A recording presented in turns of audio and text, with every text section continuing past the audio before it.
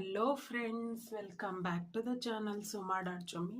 So ನಾನಿವತ್ತು ಮಾತಾಡ್ತಾ ಇದ್ದೀನಿ ಒಂದೊಳ್ಳೆ ಮೋಟಿವೇಶನಲ್ ಟಾಕ್ಸ್ ಜೊತೆಗೆ. ಬನ್ನಿ ಮಾತಾಡೋಣ ನಮ್ಮ ಒಳ್ಳೆ ನೀತಿಯ ಸುಭಾಷಿತದ ಮಾತುಗಳು. ಸ್ಟಾರ್ಟಿಂಗ್. ಗಂಡ ಹೆಂಡತಿ ಇಬ್ಬರು ಒಬ್ಬರನ್ನೊಬ್ಬರು ಅರಿತು ಬಾಳಿದರೆ ಬದುಕಿನ ಹಾದಿ ತುಂಬಾ ಸುಲಭವಾಗಿರುತ್ತದೆ.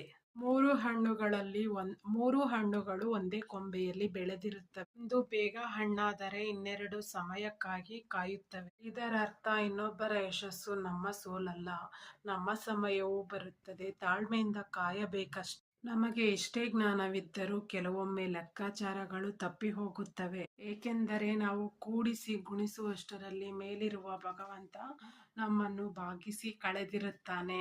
ನಿರ್ಲಕ್ಷ್ಯ, ಅವಮಾನ ನಮ್ಮ ಸ್ಥಳದಲ್ಲೇ ಇರುವಾಗ ವಾದಿಸಿ ಸ್ಥಳ ಕಲ್ಪಿಸಿಕೊಡುವುದರ ಬದಲು ಮೌನ ವಹಿಸಿ ದೂರ ಸರಿಯುವುದೇ ಉತ್ತಮ.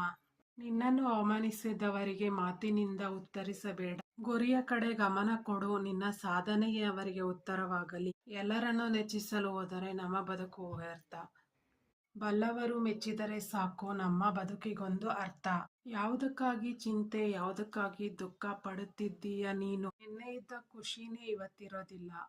ಇಲ್ಲವಾದರೆ ಇವತ್ತಿರೋ ದುಃಖ ನಾಳೆ ಇರುತ್ತಾ? ಇವತ್ತಿನ ಸೃಷ್ಟಿಯಲ್ಲಿ ಯಾವುದೂ ಕೂಡ ಶಾಶ್ವತವಲ್ಲ ಓ ಮನುಜ.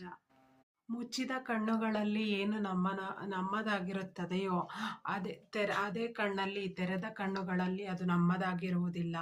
ಇದೇ ಬದುಕು ಎಂದು ಹೇಳಿತು. ಇದನ್ನು ಹೇಳುತ್ತಾ ನಾನು ಇವತ್ತಿನ ವ್ಲಾಗ್ನ ವೈಂಡ್ ಅಪ್ ಮಾಡ್ತಾ ಇದ್ದೀನಿ. ಈ ವ್ಲಾಗ್ ಇಷ್ಟ ಆಗಿದ್ರೆ ಶೇರ್, ಸಬ್ಸ್ಕ್ರೈಬ್, ಕಮೆಂಟ್ ಮಾಡಿ. ಸೊ ನೆಕ್ಸ್ಟ್ ವ್ಲಾಗ್ ಹೇಗೆ ಮಾಡಬೇಕು ಹೇಳಿ ನಾನು ಖಂಡಿತ ಮಾಡ್ತೀನಿ. Suma dot Chummi signing.